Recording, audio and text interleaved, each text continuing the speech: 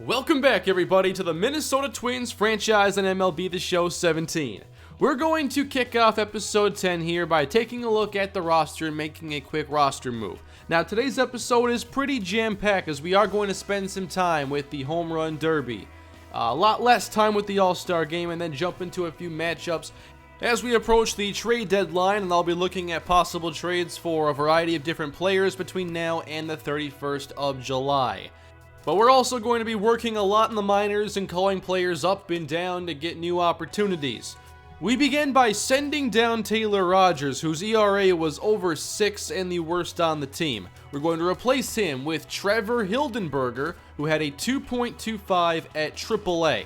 Hildenberger is 26 years old, and I definitely want to get this bullpen a little bit younger. There are not many players I see as fixtures for the future.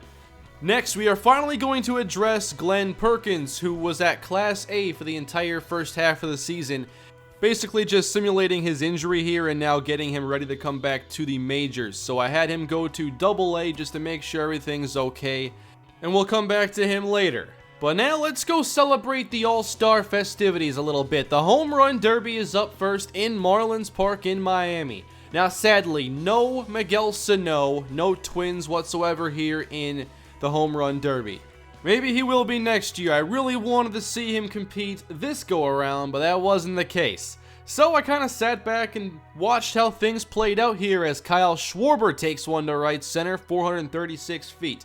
Now I love this whole bracket setup they have with these matchups that make things a little bit more interesting in the early rounds. The moment-to-moment action is a lot more exciting. Nelson Cruz and Kyle Schwarber go to a swing-off here, which is essentially double overtime in this Homerun Derby, and Cruz ends up advancing to the semifinals. In the next matchup, we had Anthony Rizzo and Robinson Cano. And it wasn't fair for Cano because Rizzo was coming out swinging, and he's going to those lights up in right field not once but twice.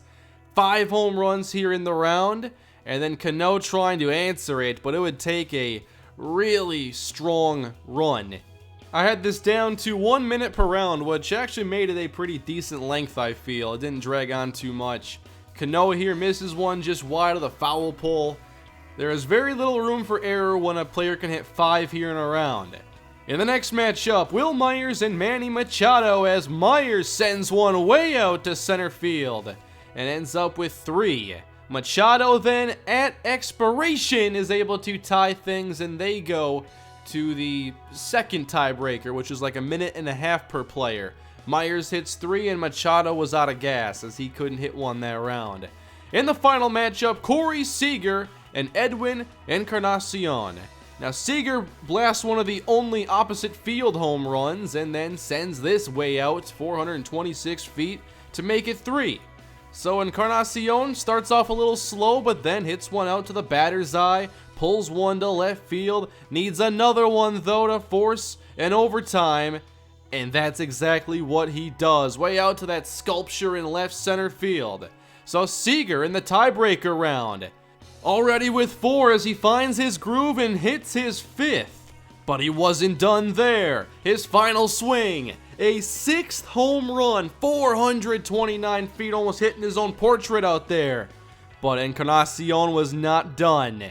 He goes and hits a 5 home run streak. He ties it here with room to spare, 453. Then looking to advance. That was down the line, but it stays fair, and Edwin Encarnacion goes to the semifinals. That was one of the most impressive rounds of the entire Derby. So in the first semifinal matchup, it was Anthony Rizzo and Nelson Cruz. And after that first round, I was definitely cheering for a Rizzo Encarnacion final. Now Rizzo hit 5, but Cruz hit 5 of his own as he hits one as time expires way up there.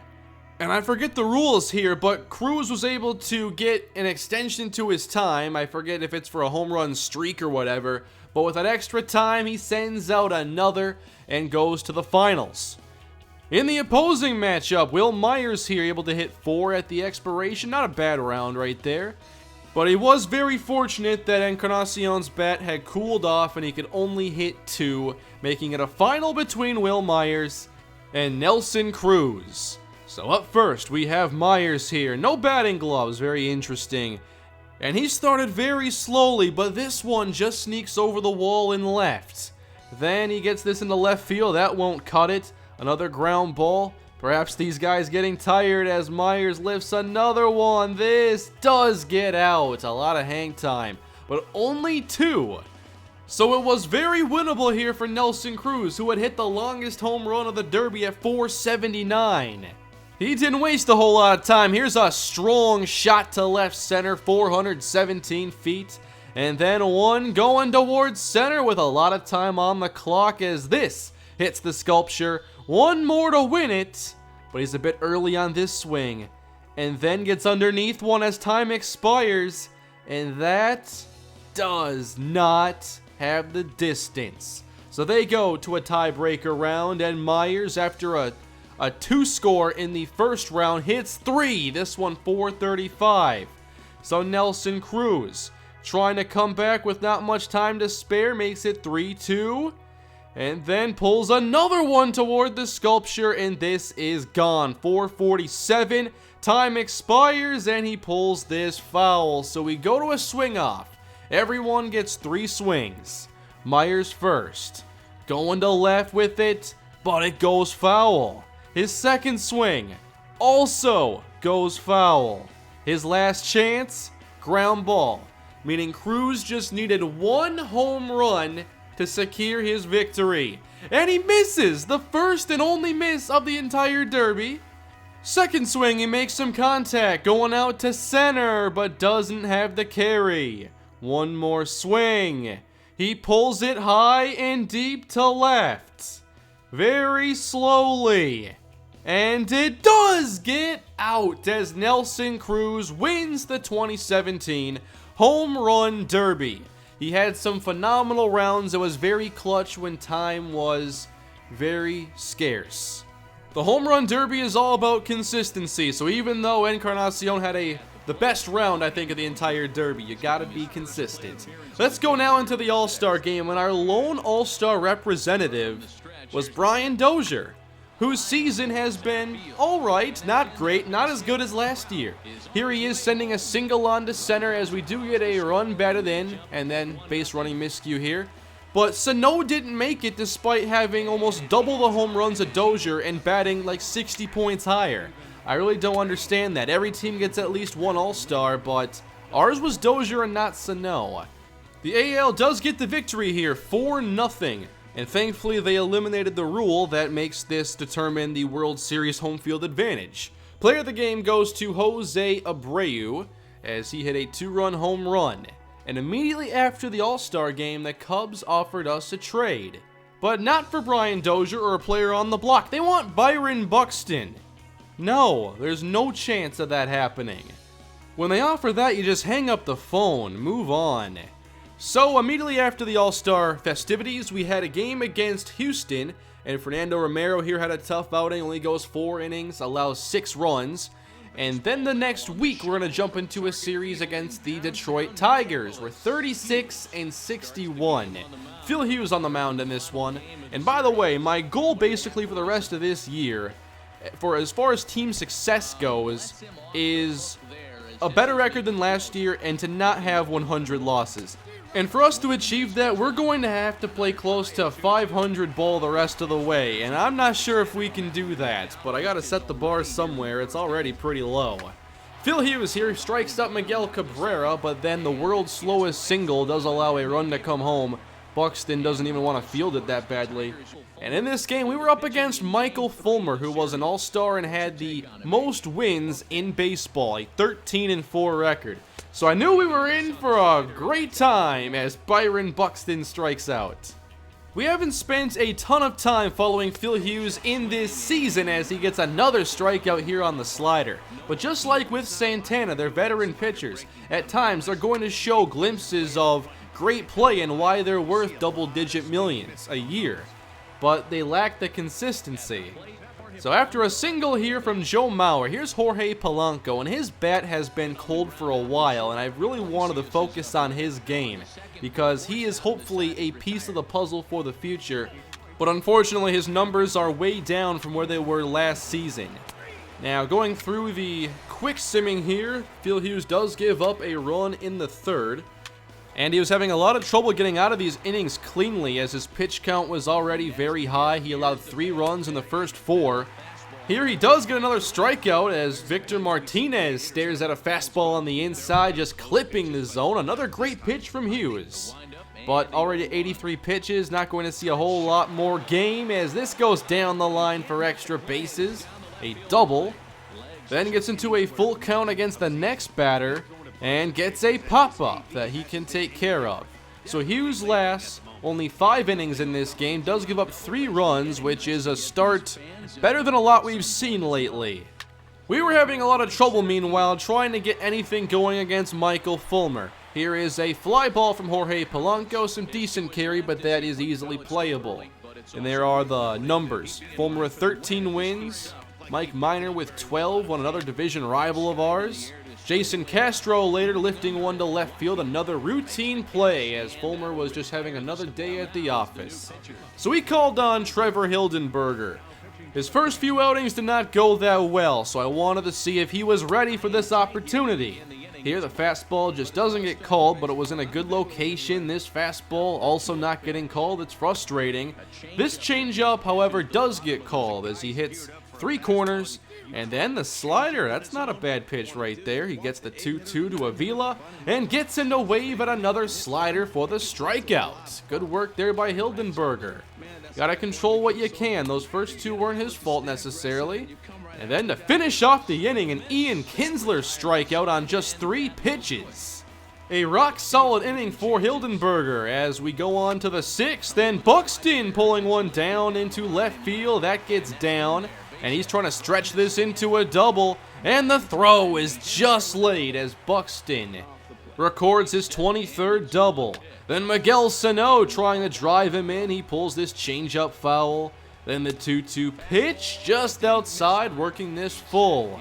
The payoff from Fulmer swung on and missed as Sano swings through the slider in a good location.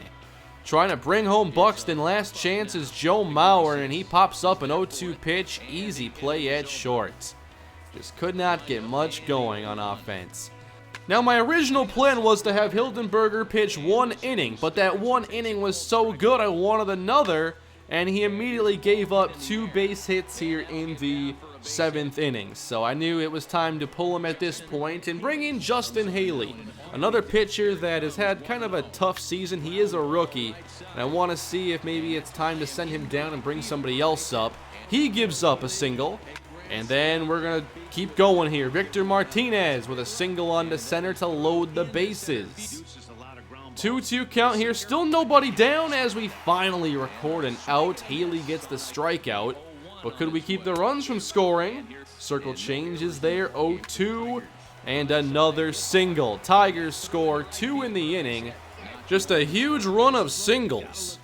With 1 down, then another strikeout from Haley as he's able to limit the damage a bit, but the Tigers still make it 5-0 as Fulmer continues pitching his gem. But Max Kepler driving one a long way to left center as this gets down for extra bases. And Kepler's bat has really taken off over the last month or 2. He is climbing up in the order again, and I hope he has a big second half of the season. With Kepler on second, we're trying to get our first run, but Eddie Rosario flies to center, and that's a routine play.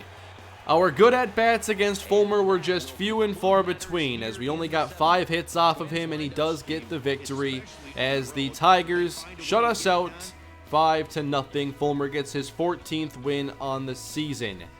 Now let's step back from the games for a moment, as we get the notification the trade deadline is just 1 week away.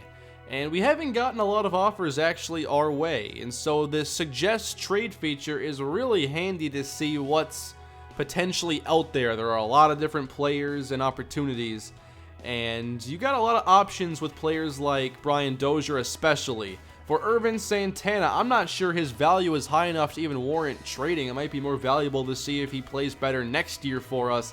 And maybe his value is a little bit higher because right now it's not in a good spot. Whereas Dozier, there is a lot of interest from a variety of different teams. Even the Miami Marlins here, as Perhaps Braxton Garrett is a player that we could go and trade for, one of their young arms at 19 years old. I'll be going through a lot of rosters to see what my favorite opportunities are if we are to trade Brian Dozier, but it will have to be for the right price as he is under contract with us next season. Let's go down to Los Angeles now against the Dodgers and Kenta Maeda. Another tough matchup for us. I focus a lot on these. I just enjoy the tough pitching matchups, especially when you can do well against them, like the Chris Sale game. So Maeda gets the strikeout here early on against Byron Buxton, again swinging through one. With 2 down, Miguel Sano as he swings through a 91-mile-per-hour fastball. Count even 2-2, and then lifting one to left center, but it's not all that exciting. A lazy fly ball and easily taken care of. On the mound here in Los Angeles, we had Fernando Romero, 4-5 with a 4.77 ERA. Runner on first for Corey Seager, who looks at a circle change. Then with the count even, waves at one on the outside corner. Another strikeout here for Romero. I like that circle change of his. Here's a slider that swung on and missed. Then he comes back with his fastball at 97 miles per hour and gets his second strikeout of the inning. Now let's jump into the second inning. An 0-2 count here to Adrian Gonzalez, who grounds it to Polanco, and this somehow finds a way past him, and they charge Polanco with an error. This does look like a play he should make, and I'm not sure exactly how he missed that. So they ended up with runners at the corners. There's a fastball, another 97 mile per hour. 0-2 to Kenta Maeda, and this time clocking in at 98. Romero's fastball has some juice. Let's go into the third now for Minnesota as Buxton rips one down the line, but played well by Turner, makes the throw in time. Again, our offense gets out to the slow start. Bottom 3 here, and how about this slider from Romero as Puig chases that one way outside, but then works the count just to miss another slider later on the outside corner. Romero looked very strong here early. I love these strikeout pitches he had. He was using all 3 of them. There's a slider right on the corner to Justin Turner. 1-1, and Turner misses the circle change on the opposite corner. With 2 strikes, though, he lifts one high and hard to right. Kepler giving chase, and he's got it. But that was sure giving a ride. I was really impressed with Romero's control, and he was able to get a lot of strikes that are tough to deal with. Unfortunately, here, I think he just missed his spot, and Corey Seager sends it way out of here to center field. The first run of the ball game is a solo homer. Just trying to get through the third, but it's not quite finished. Back-to-back home runs for the LA Dodgers off of Romero. And when things were looking pretty good for him, I was feeling very good about his start. In the 4th, Romero gives up another. I'm not sure how things just fell apart here so quickly. He gave up that long fly ball to Justin Turner, and then after that, everybody was hitting him deep, but these ones were getting out. So 3 home runs here at the solo variety, thankfully. But Romero still giving up hard contact all over the place. This gets over Buxton's head, and it was clear Romero's day was probably done. To finish off the 4th, Puig does ground it here to Polanco, but Polanco airmails the throw into the dugout. His second error of the ball game. On top of that, now he's hitting around 210. So from here, I was planning on sending Polanco down to AAA. I thought he could use the time down at Rochester. We did finish off the inning eventually, but here's Polanco's next at-bat as he skies one with runners at the corners, and that's an easy catch. Trying to plate our first run, Eduardo Escobar lifting to left, but a little too much hang time. It's a routine play, and the inning is over. Going into the 9th inning, we are still scoreless as Polanco has one more trip and just takes a pitch up and pounds it into the ground. Easy play for Turner. They record the final out and another shutout. Really disappointing stretch of games here as the offense continues their cold streak and the pitching just continues to be an overall problem. You don't end up with a record like we have without a lot of things going wrong, and that's exactly what's happening. So Polanco at 23 years old, I still think could have a very bright future, but we're going to send him down and use his first minor league option. only hitting .210 right now after .282 last year in comparable playing time. We're going to see how he does now at Rochester. We do have shortstops who can step in, and Eduardo Escobar is a player I've wanted to see get more playing time, and Danny Santana is another who can fill in there. So we send down Polanco, and we bring up Kenys Vargas, who has hit .275 with good power at AAA. He deserved to be called up. Now he's back with us at the majors. I then saw that Glen Perkins had yet to allow a run in over 10 innings at AA, so it was time to bring him back up to the major league level to be our closer. And he could be another potential trade option for us. It's not like we have a lot of games to close out here. We then bring Nick Birdie up to AAA, the flame-throwing reliever. I want to see maybe get some playing time with us in September. We'll see how he does. We then send down Justin Haley to get some more innings at AAA. And with second baseman A-Ray Adrianza struggling, we'll bring him down to AA to get some hitting there. Just trying to even up the rosters here, basically. And then the Cubs decided, hey, we have another trade offer for you. But it is for Byron Buxton. Cubs, leave me alone with this stuff. I may have to offer for Chris Bryant when I get a chance. Now, in this game against the A's, as we'll go through one more today, Trevor Plouffe, ex-Twin, does hit a 3-run home run off Phil Hughes, so again we find ourselves in an early hole. But Miguel Sano gets a good piece of this hit and goes up the middle for a single. Then Max Kepler follows that up with another drive to left center, just taking these pitches left up and sending them out to the outfield. As he registers another double, run does not come home, but that's okay because Eddie Rosario will bring home Miguel Sano, and we won't test the throw here. Don't know if that would have worked. Byung-Ho Park then with one down, grounding it on to second, and he gets doubled up to close out the fourth inning. I do like going through games like this where I play a few innings, then sim a few, and then come back if things get interesting. Let me know if you like this whole setup here. All 3 games in this episode were bits and pieces of the quick manage, but also jumping into the game. Bases loaded here for Byron Buxton with 2 down as he hits this off Ryan Dull. He has no problem reaching first, and the bases stay loaded as Buxton makes this a 2-run game. Then our new starting shortstop for the moment, Danny Santana, singles through the right side and makes it a 1-run game. Bases still loaded. But now, you gotta deal with Brian Dozier. With 2 down, Dozier grounds it on to third on a pitch left up, and the A's get out of the inning with a slim lead. However, that wouldn't last very long, as in the 7th, a 2-run homer from Miguel Sano gives the Twins the advantage. We turn things over to Trevor Hildenberger, who gets the strikeout here on a nice slider located on the outside corner. Then a 2-2 to Marcus Semien, who grounds it softly for Dozier, who charges and makes the throw in time. Hildenberger, again, a good first inning. Could he get through 2? Circle change swung on and missed. And 1 in the dirt that goes to the backstop. It's a strikeout, but the batter's still able to reach. I then put Ryan Presley into the game, and he gets a grounder onto Mauer, and they're able to convert. A very nice double play, and we do get out of the 8th inning. So looking for an insurance run in the 9th. Here's a good drive from Brian Dozier to left center off the wall. Hit on a line as Dozier is in with a leadoff double. Next 2 batters couldn't advance him, but that's okay. We got Max Kepler high and hard to left center and nearly getting out of here. It drives in Dozier to make this a 2-run game. So let's go to Glen Perkins, looking for his 2nd save since coming back to the majors. 0-1 here as he gets a sharp ground ball. Dozier's got it. Jumping throw in time.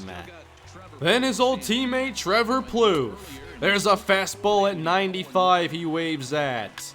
But then a drive off the back of Perkins. Ricocheted at Dozier, he records the out. But that did hurt Perkins, and he would have to leave the game, grabbing his back, but it did not look serious.